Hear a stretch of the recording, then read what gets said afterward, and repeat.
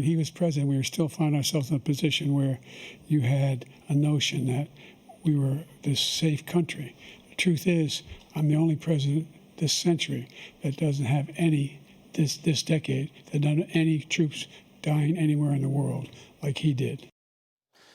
Joe Biden's debate performance, not the only part being criticized. Biden facing backlash over those remarks, falsely claiming no troops were killed under his watch, despite the 13 service members killed in his disastrous Afghanistan withdrawal.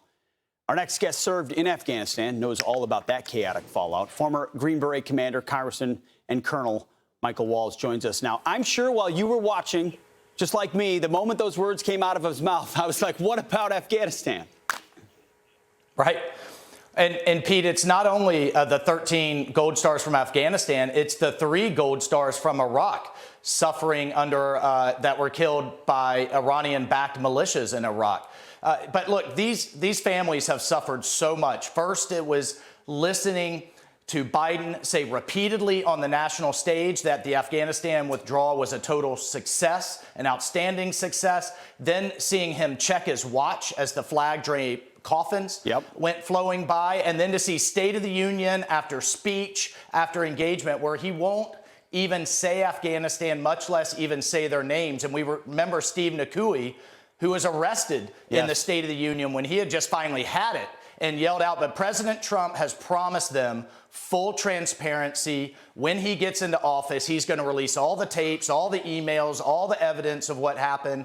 I just saw him at the Virginia rally and thanked him on behalf of these Gold Star families again for at least mentioning, at least saying that their sacrifice was not in vain. Absolutely. Not to mention, we just learned that the suicide bomber at Abbey Gate was someone that had been released because of, I mean, so it's all sideways. I also, you also heard when President Trump said, you fired nobody over what happened in Afghanistan. And he made a claim that the vets and military support Donald Trump. You're around as many vets and military folks as anybody. What do you think of Donald Trump's claim that the military has his back? Because that's what I hear. Well, just at this Virginia rally, I talked to some of the Navy active duty, and they said, hey, so many people wanted to come because there's so many Navy bases around that part of Virginia. So many wanted to come. Their commanders had to let them off a couple of hours early because the bases were emptying out. I'm telling you, half that crowd were military there to see President Trump talk about how he's going to restore strength and make our adversaries once again fear us abroad. Nobody wants to fight wars, Pete, especially those that have to go do it. And we have to restore deterrence. We literally can't survive another 4 years of this. And I don't want any more debates. I told the president no more debates, because not politically, but because the cartels, the Ayatollahs, Putin, Xi, they're all watching.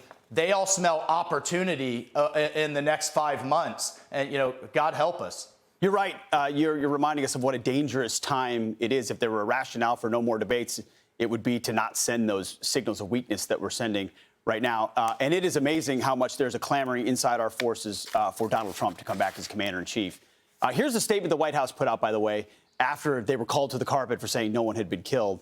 The White House said, President Biden cares deeply about our service members, their families, and the immense sacrifices they've made. That's why the president attended the dignified transfer. They didn't mention the looking at the watch thing.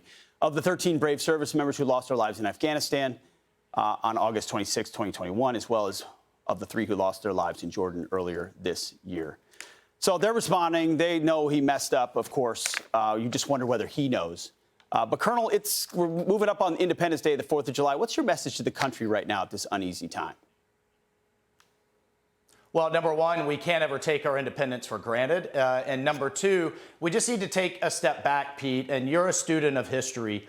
All throughout world histories, kings, queens, emperors, they determined what rights you had, who you could marry, what career you could have, what piece of land you could or could not have. And our founding fathers brilliantly, uniquely, in world history, and never before been done, said, no, you, the people, have inalienable rights, and you, the people, will determine what government can and can't do. And they put it in an amazing document, the Constitution, that, oh, by the way, was allowed and had a mechanism to be improved through amendments over time. It is such a unique moment in world history. It had never before been done. We can't ever take it for granted. At the end of the day, I'm a huge proponent of what's called the enumerated powers. It is explicitly written in the Constitution what government can or can't do. Everything else is with the people. Beautifully said. Colonel and Congressman Waltz, thank you so much for your time, and have a great 4th. I'm Steve Ducey. I'm Brian Kilmeade. And I'm Ainsley Earhart. And click here to subscribe to the Fox News YouTube page to catch our hottest interviews and most compelling analysis.